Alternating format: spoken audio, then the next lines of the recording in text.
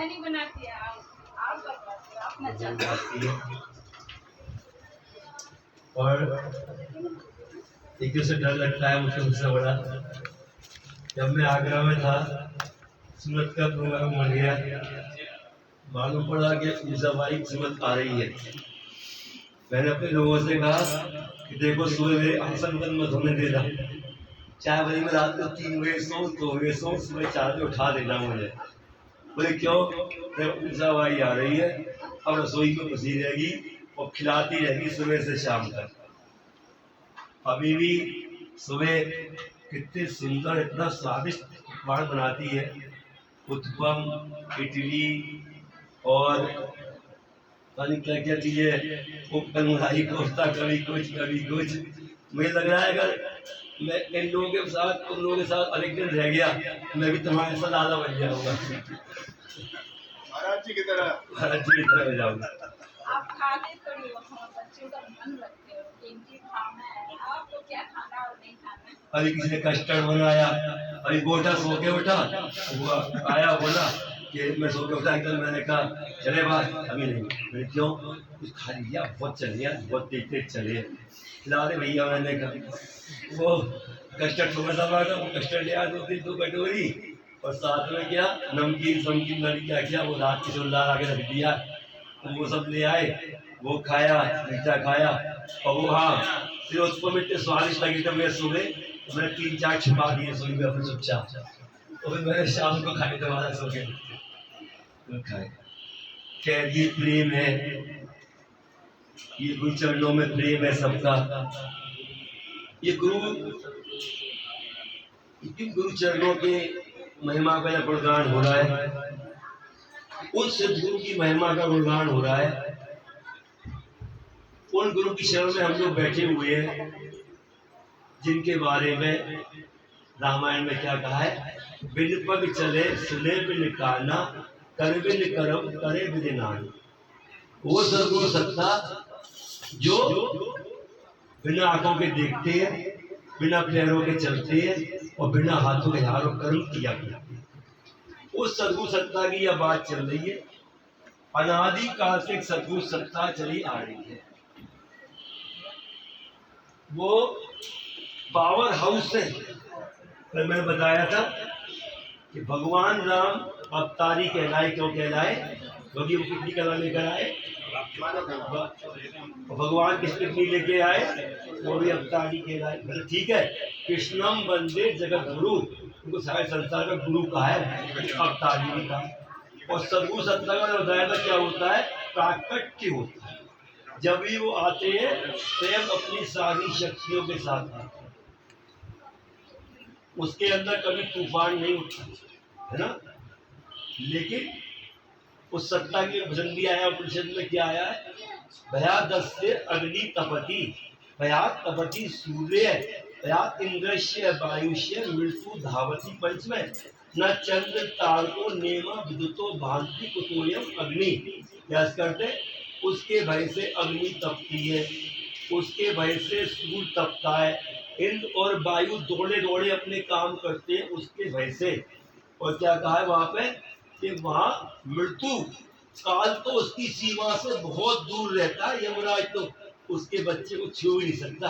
ऐसी कई घटनाएं हमारे सत्संगी भाइयों की, जिनके पास मृत्यु का समय आया, यमराज आ गया, यदि यमराज सामने आया, श्री प्रभु जी सामने खड़े हो गए आकर, हे यमराज भाग जा, ये मेरा बच्चा है। यमराज कहता है प्रभु जी आप तो हरी बच्चे को कोई पापी से पापी आत्मा हो सबको अपना कह देते हो आप, इसको तो मैं ले जाऊंगा। अच्छा ले जाएगा? तो महाराज जी बोलते थे एकदम प्रभु जी ने रुद्र रूप बना है।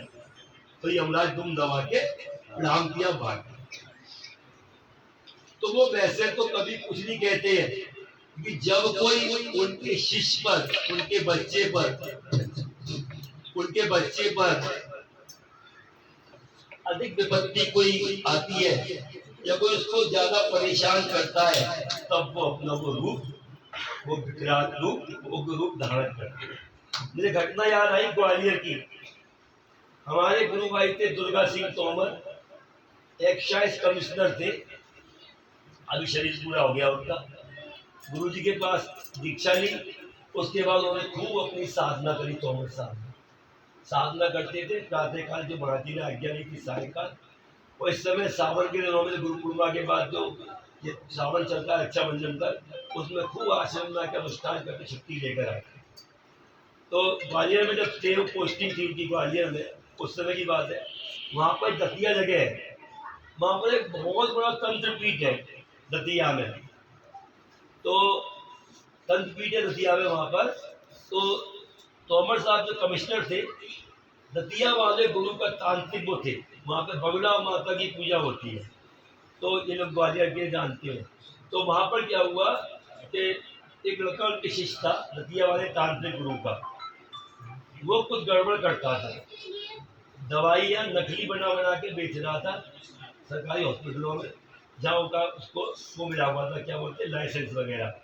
तो तोमर साहब ने उसको बहुत समझाया कि ये सब काम छोड़ दे, ये ठीक नहीं है, गलत है, सरकारी अस्पताल है, गरीब लोग भी दवाई आके लेते हैं बेचारे, ऐसे ही मर जाएंगे सब।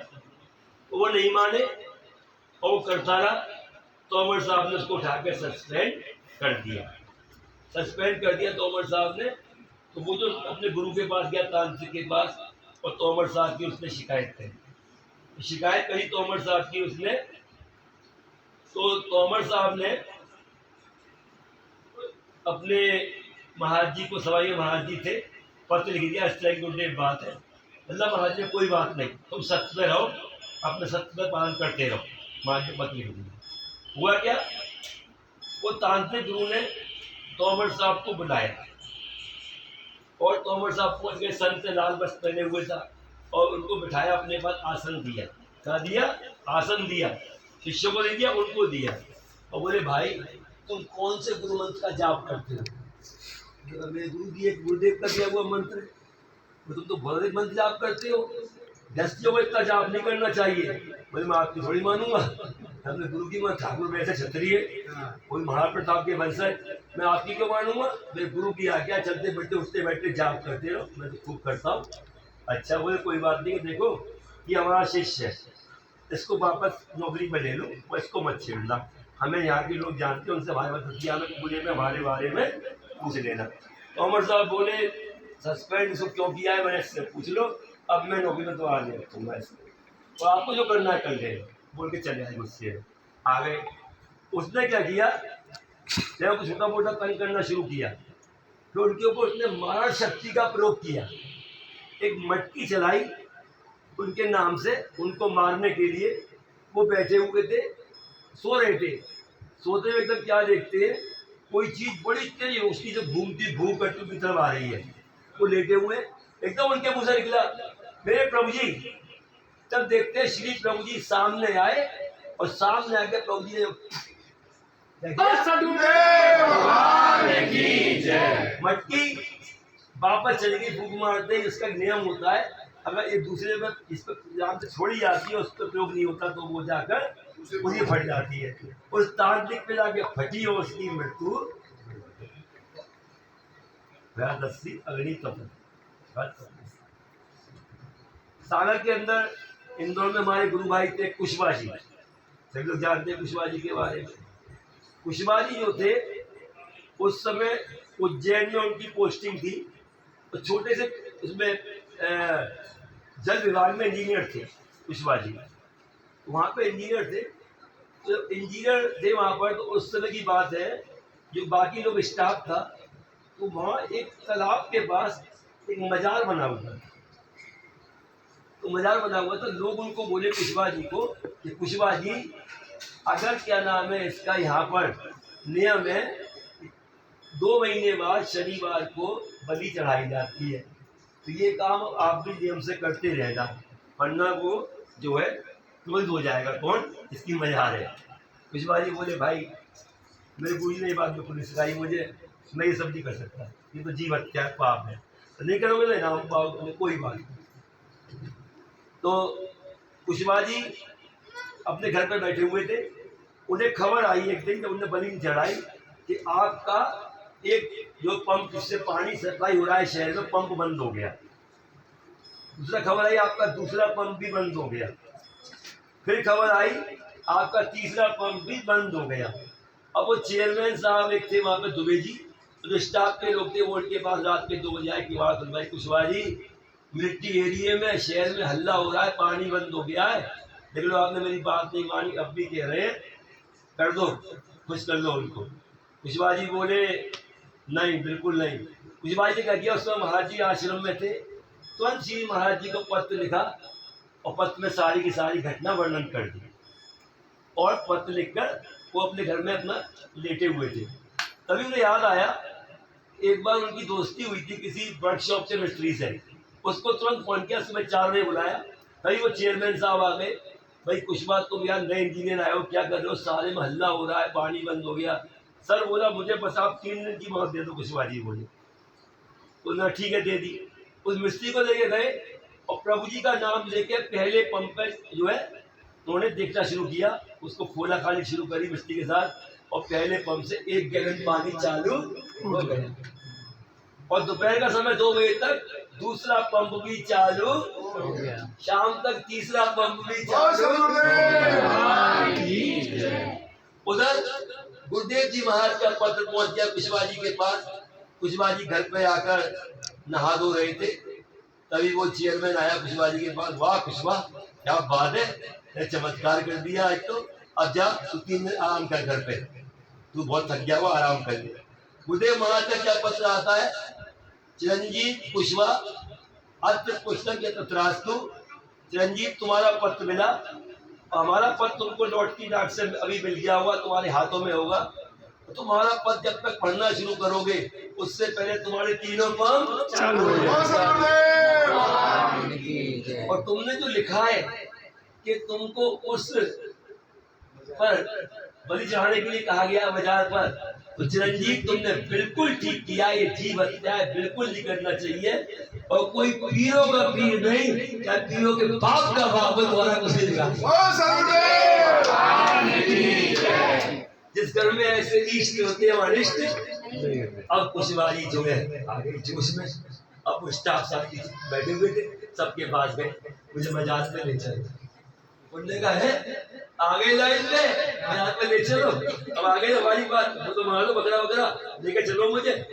कुशवाहा जी जूते पहने हुए थे, जूते पहन के चढ़ गए और जूता लिए हाथ में, अगर आज के बाद मेरा एक भी पंप चलना बंद हुआ है वो क्या ये देख रहा, यही बजाऊंगा तेरे अंदर।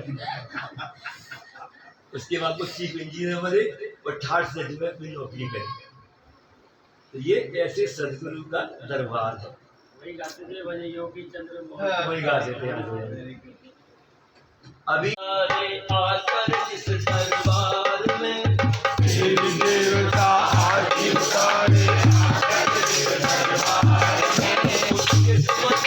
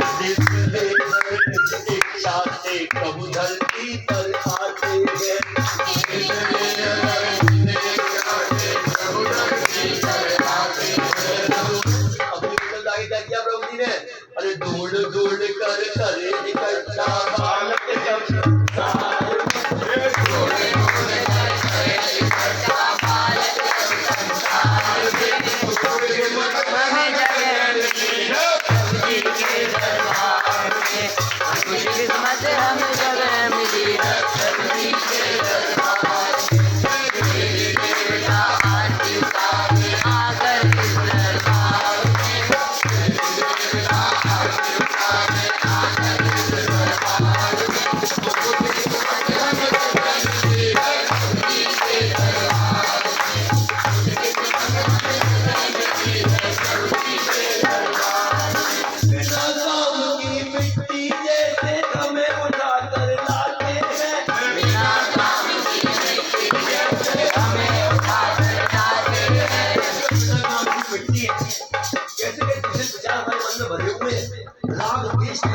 अहंकार भरा हुआ है, बड़ा गंदा शत्रु है अहंकार।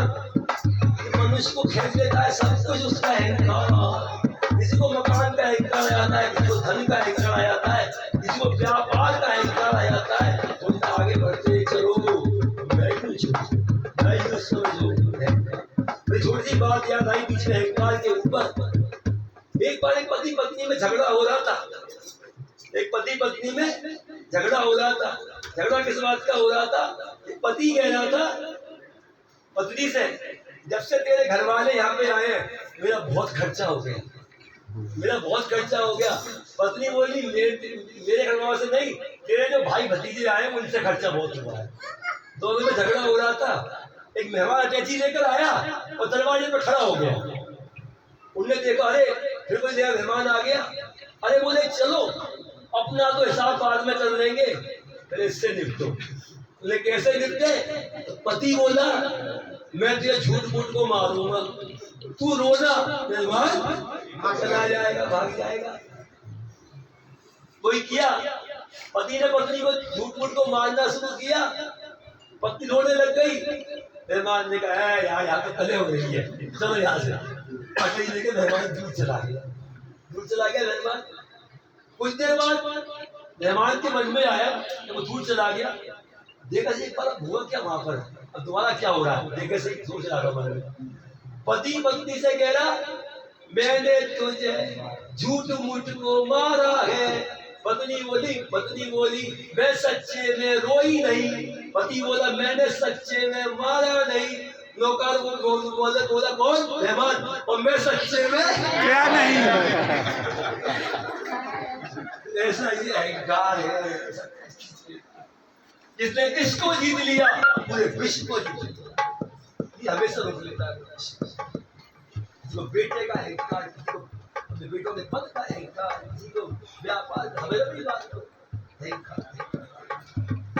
इसलिए प्रभु जी क्या किया, हम अहंकारियों को, हम दूषित प्राणियों को हमको खींच के लाए, कि छोड़ते नहीं है। तो देख गुरुजन धोबी बोलते हैं, क्या करते हैं? बिना काम की मिट्टी जैसे हमें उठा कर लाते हैं, बिना काम की मिट्टी जैसे हमें उठा कर लाते हैं। और तुम्हारे की तरह पीट कर गड़ा बनाते हैं, तुम्हारे की तरह पीट कर सुंदर घड़ा बनाते हैं। पका आग में पका आग में बना के सुंदर चूल्हा पे पका आग में बना के सुंदर चूल्हा पे बाजार में।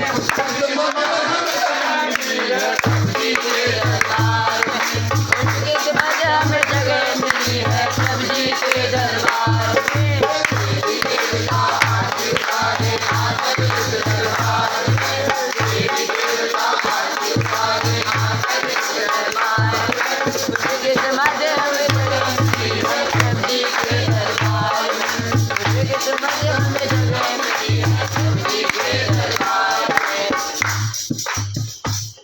प्रभु जी के चरणों की रज से ये जीवन गुलजार हुआ। प्रभु जी के चरणों की रज से ये जीवन गुलजार हुआ। हमने मन में जो भी सोचा वो पूरा हर बार हुआ। हमने मन में जो भी सोचा वो पूरा हर बार हुआ। जिसे काम करते छोड़ते गुरु कुमार से तुम में बड़ी बड़ी कारें पुरस्कार छोड़ते। हमारी माता जी क्या करती थी, गाड़ी चलवाती थी मुझसे, और देखती थी लोग पीछे वाले कह रहे हैं वाह भैया जी क्या गाड़ी चला रहे हो अमेरिकन स्टाइल में। माता का छोड़ रहा है मेरा बेटा, रुक जा। ऐसे गाड़ी चला, क्या गाड़ी चला रहा है, दाएं देख बाएं देख।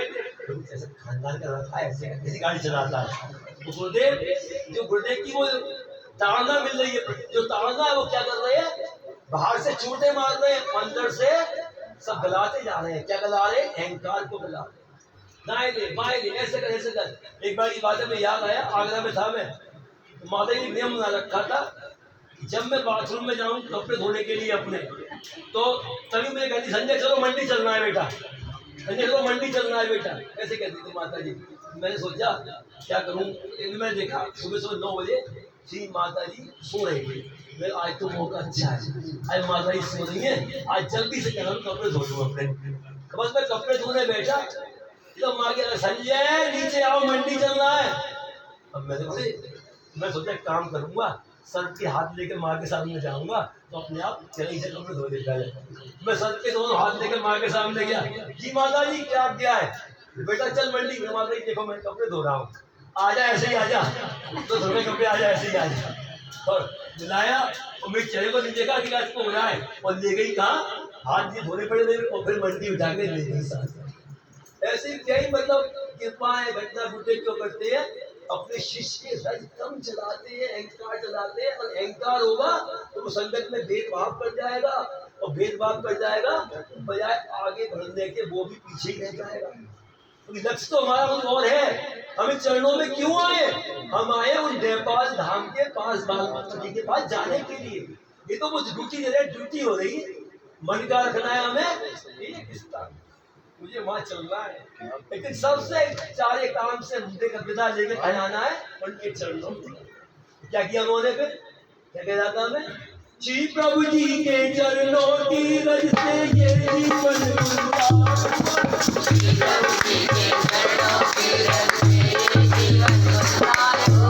हमने मन में जो भी सोचा, हमने मन में जो भी सोचा वो पूरा हर बार हुआ।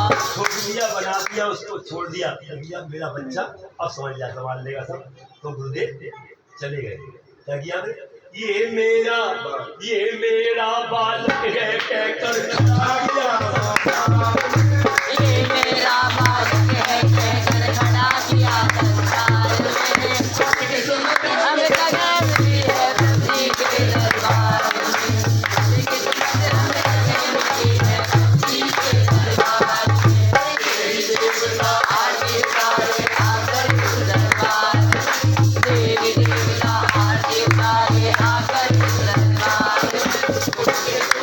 जगह मिली है प्रभु के दरबार में, कुछ किस्मत हम जगह मिली है प्रभु के दरबार में। सतदेव भगवान की जय। अब आरती करेंगे। कल हमारे गृह प्रवेश तक भगवान का आया, आज हमारे सुरेंद्र का जन्मदिन है।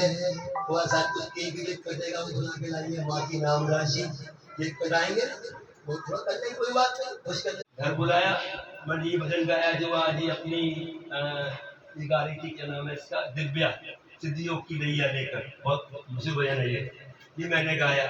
तो गाया मेरे सामने बैठी हुई थी, उस दिन उन्होंने मुझे 5 बार दक्षिणा दी। तो क्या मन में आ रहा था, एक बार आते में दी, धन के बीच में दी, फिर जाते में दी, 500 रुपये देती नहीं, बार देती थी। मेरे कुल बगल में आके बैठ गई, मेरे उसे को लाइन निकल गई, सिद्धियों की नैया लेकर जाओ प्रभु जी गए पुकार, मैं गिर जाऊंगा भगवान। तो मैं बोल दिया, मैं आया हूँ तेरे घर पे आज करने तुझको पार। क्या बोला? मैं आया हूँ तेरे घर पे आज करने तुझको पार, और ने मेरे हाथ में दे दिया, हाथ दे दिया।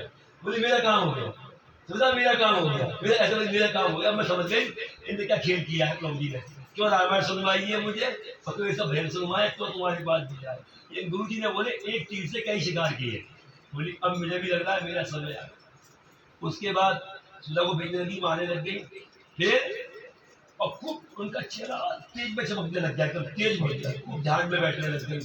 फिर मैं किस सवाई में बैठा हुआ था, सुधा बोली कि मम्मी ने कल इतना कहा है, सास ने नहीं ने आपके लिए, कि कुछ उनके लिए प्रसाद दे दीजिए। मैं दरबार में प्रणाम कर रहा था, क्या प्रसाद तो समझ नहीं आ रहा था। मैंने कहा प्रभु जी क्या प्रसाद दूँ उनके लिए, महाराज जी क्या दूँ। तब मन ने कहा, मैंने प्रभु जी तब देख रहा था, मैं विश्वास नहीं करोगे, प्रभु जी की माला से टूटकर एक गुलाब का फूल नीचे गिरा, फूल पूरा नीचे गिरा।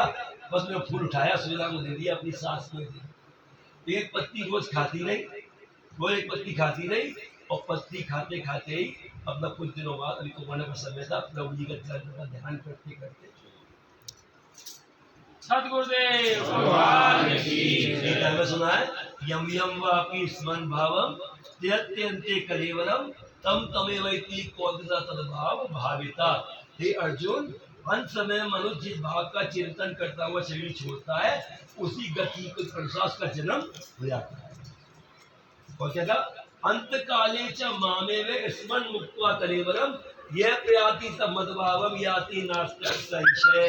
अंत समय जो मुझको याद करता है वो शरीर छोड़ा करता है, वो मुझको ही प्राप्त हो जाता है। हमारे महाराज जी के दरबार में होता है जो अपने दीक्षित बच्चे छोड़ गए हैं ना, उनकी संभाल की जाती है, उनका समय जब होता है, ताकि उनका अंत समय मन एकाग्र हो जाए।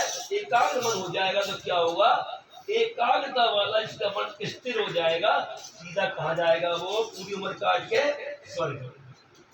एकाग्रता वाले के अंदर सत्वगुण का प्रकाश आ जाता है। क्या कहा गीता में, ऊर्ध्वम गच्छन्ति सत्वस्ता मध्य तिष्ठन्ति राजसा जगन्मुखता अधो गच्छन्ति तामसा। सत्वगुणी लोग कहा जाते हैं स्वर्ग में जाते हैं। सत्वगुण कौन बनता है, इसका मन एकाग्र हो जाता है। और तमोगुणी कहा जाते हैं वो बीच में फंसे रहते हैं, बार बार जन्म लेंगे, मरते जाएंगे, जन्म कभी इस घर में, कभी ऊंचे घर में, कभी नीचे घर में, कभी इस घर में, कभी चलता है सिलसिला। और तमोगुणी कहा जाते हैं वो अधोगति में चले जाते हैं, उनके कारण कहाँ से निकलते हैं, अपान वायु से निकल जाते हैं, और वो भूत प्रेत आदि बन के लोगों को तंग करते हैं और अपने कर्म खराब करते रहते हैं। सिलसिला चल रहा है क्या, बीज से वृक्ष और वृक्ष से वृक्ष, सिलसिला कर्म कटता ही नहीं है। अगर काटने वाला ताकत वाला है तो कौन है, वो डॉक्टर सदगुरु। सदगुरु तो कहा है, पानी पियो छान के, गुरु बनाओ जान के। आगे की संगत क्या हुआ।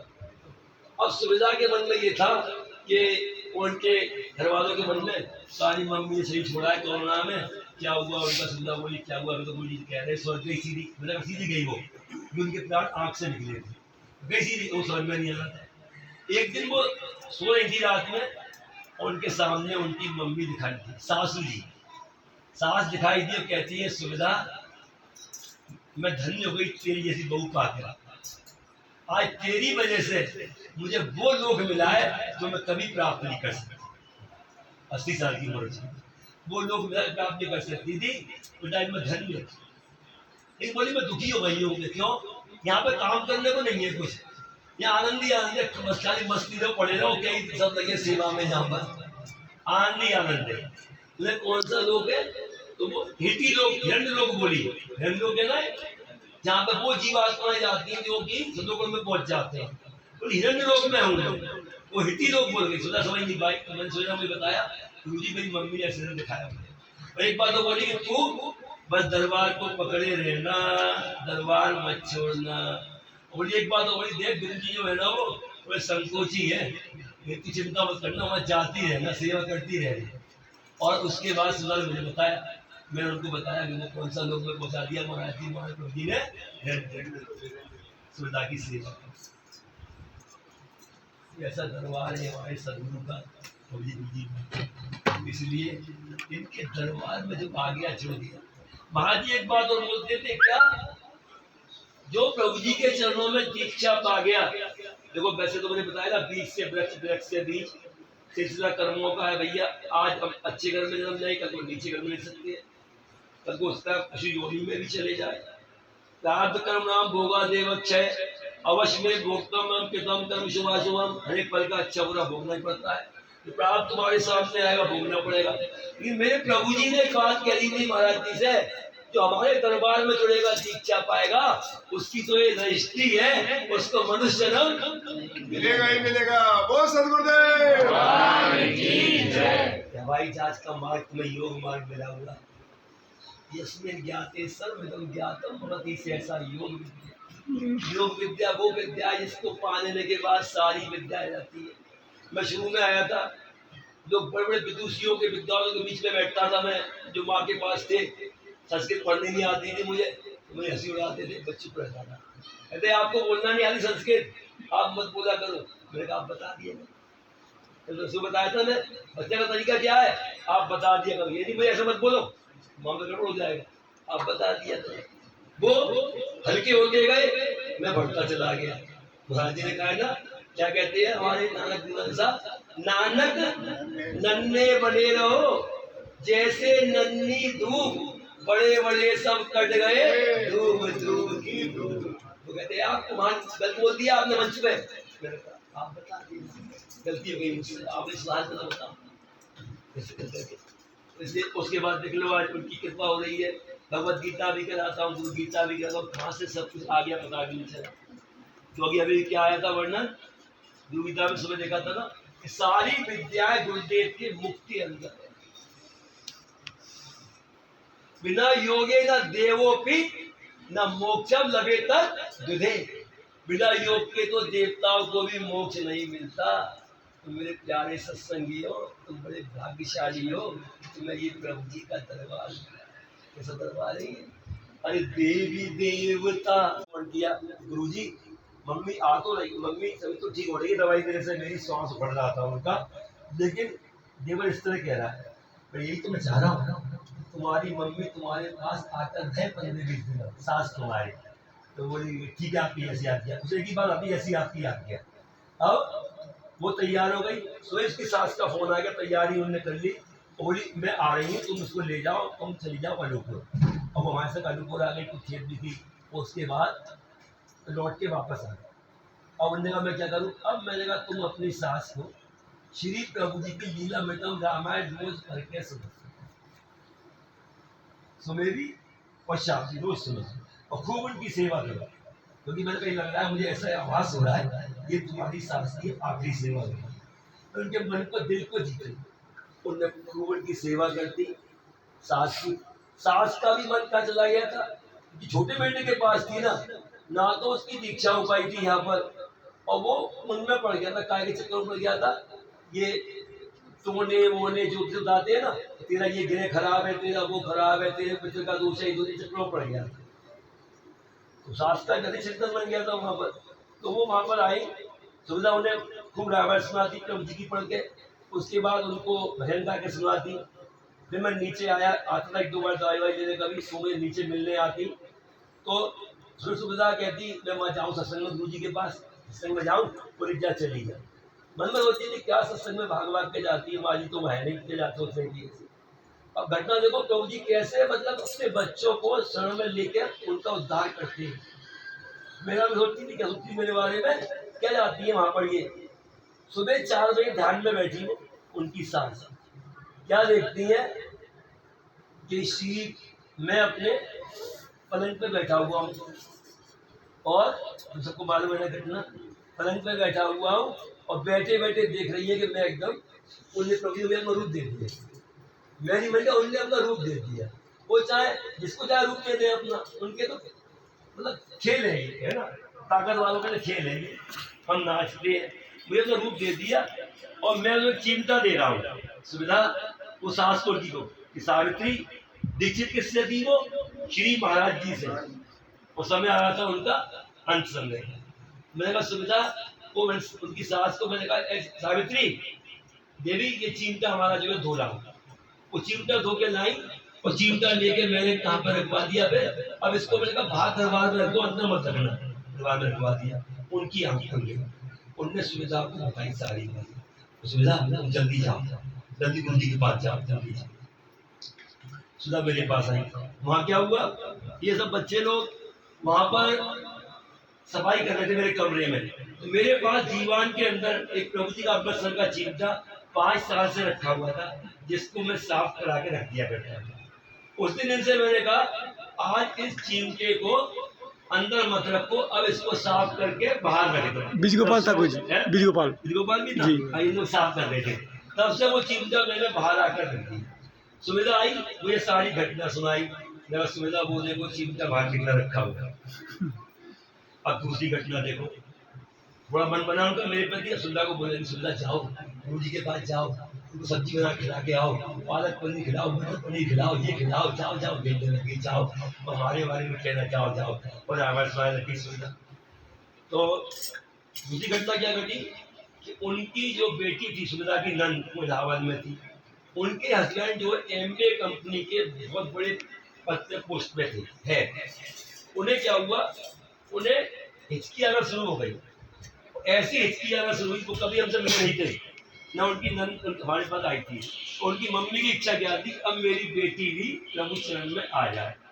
उन्हें ऐसी हिचकी आई, बड़े बड़े डॉक्टरों की दवा खा ली, एलोपैथिक, आयुर्वेदिक, होम्योपैथिक, सबको दिखाया, लेकिन उनकी हिचकी बंद नहीं हुई। तब उन्होंने अपनी मम्मी को फोन किया, मम्मी ने कहा सुविधा हम तो कह सके, तुम गुरुजी से कहो और तुम एक काम करो, कहो बस गुरुजी के पास चले जाओ। अच्छा तुम्हें माँ के दरबार में जाने को मौका मिल जाएगा, जाओ चले जाओ। सुविधा मेरे पास आई, हमारी गुरुजी इस तरह की बात है, हमारी नंद आपसे बात करना चाहती है, नंदोई उन्हें ऐसे ऐसे हिचकी आ रही है, बंद नहीं होगी भैया। मैंने मैं क्या कर सकता हूँ, डॉक्टर को दिखाओ, ट्रीटमेंट दो, तो नहीं उनको कोई लाभ नहीं हो रहा है, इसलिए मम्मी ने आपसे कहा है। मैंने कहा कराओ मेरी बात, जब माँ ने किसी को भेजा तो तुम्हें क्या चिंता है, कराओ बात। मैंने बात की, मैं उनसे पूछा बोलो क्या दिक्कत है। बोले कि नंद बोली गुरुजी प्रणाम, बारम्बार प्रणाम, मेरे हस्बैंड जो है उनको हिचकी आ रही है, बदला बंद नहीं हो रही है, रात को सोने पर एक बार सब बात कर दीजिए। मैं मेरी बात करूँ, जबकि वो 15-20 दिन पहले से 16 की दवाई खा रहे थे, इसकी बंद नहीं हो रही सुनवाई। मैंने उनसे कहा प्रभु जी बोलो, प्रभु जी बोलो और तुम्हारी हिचकी बंद हो जाएगी। उनने प्रभु जी बोलना सुन लिया मेरे सामने। अब मैंने एक काम और करना, डॉक्टर सुविधा की दवाई फिर एक बार खाना शुरू कर दो वापस। सुविधा ने दवाई का आदि उनको भी लिख दी, उन्हें प्रभु जी बोला और दवाई खाई। उसके बाद से उनको आज तक हिचकी। अब गुरुदेव आज भी क्या संभाल कर ले। डॉक्टर सुविधा को जानते हो आप लोग सब, सुमत को आ चुकी है संतोष के यहाँ सड़बिला में, और यहाँ भी आई तुम्हारे यहाँ केशव नारायण में भी आएगी। स्वप्नदृष्टि का नाम क्या, स्वप्नदृष्टि क्या नाम है, स्वप्नदृष्टि याद करना पड़ेगा, सेलिब्रिटी। ठीक है, तो वो क्या घटना घटी थी उनकी श्री माता जी के बाद। पहले तो घटना सुनाऊं बीच में कि डॉक्टर सुविधा जो थी जब आती थी वहाँ पर हमारे पास घर पर, माता जी को बुलाती थी, उनकी बड़ी परीक्षा होती थी और वो नहाने जा रही तौलिया कंधे पे लेके, तो माँ ने तुरंत पहुंच गया, सुविधा कहाँ है, माता जी नहाने जा रही स्नान करने, तुरंत आया, जल्दी वहाँ चलना है, कैलाश मंदिर बहुत जरूरी काम है, एक बच्चे को दवाई दे दी है। माँ मैं तो स्नान करने जा रही हूँ, आज आप उसमें कह रही हूँ, जा रही वैसे चल क्या करते। जब भी माँ ने बुलाया तभी उन्होंने, और शायद अपार्टमेंट में आप लोग जब आते थे तो माँ आपको नहाने भेजती थी उनके घर पर सुबह 4 बजे। तभी उन्होंने अपने मन में ये सोचा कि सुबह 4 बजे आ गए, सबकी इनकी खूब सेवा होती थी, ये स्नान वगैरह करते थे, तो वो माँ के पास आती थी। अभी झड़ी छोड़ने के 15 दिन पहले कि माँ ने कहा क्या लाई है, बोली माँ गुरु जी के लिए मिठाई लाई है। अरे पागल, ये मिठाई नहीं, मैं बताऊंगी क्या खाता चला। दुकान पे ले गई उनको, ये डिब्बा भी ले, ये डिब्बा भी ले, ये डिब्बा भी ले, ये नमकीन भी ले, ये नमकीन भी ले, ये नमकीन भी ले, और दुनिया भर की मिठाई नमकीन लेके उसको उनको लेके आ गई। बोले संजय देख तेरे लिए कितनी मिठाई नमकीन लेके आई है आज।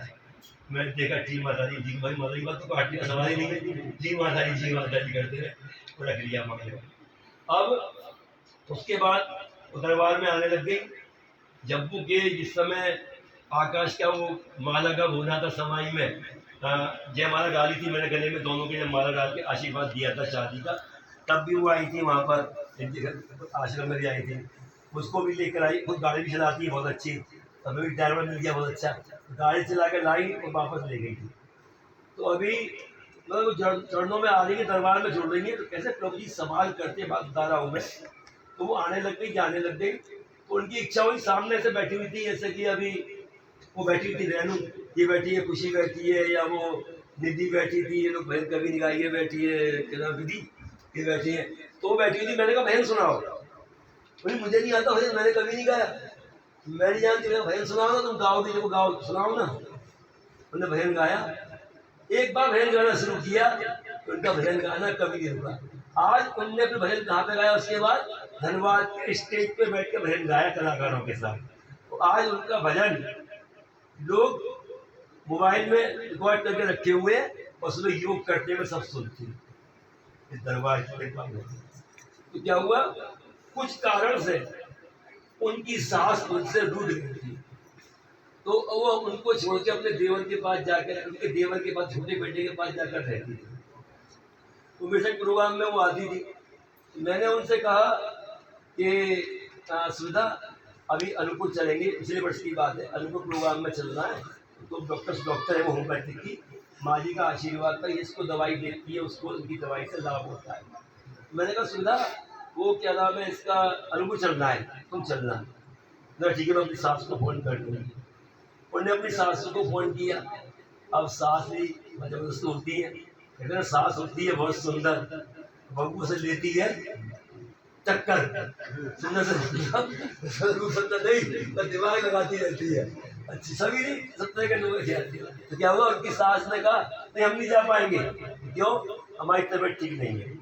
उन्होंने मुझे फोन किया, कोई चिंता मत करो, छोटे मोटे बिगन है तुम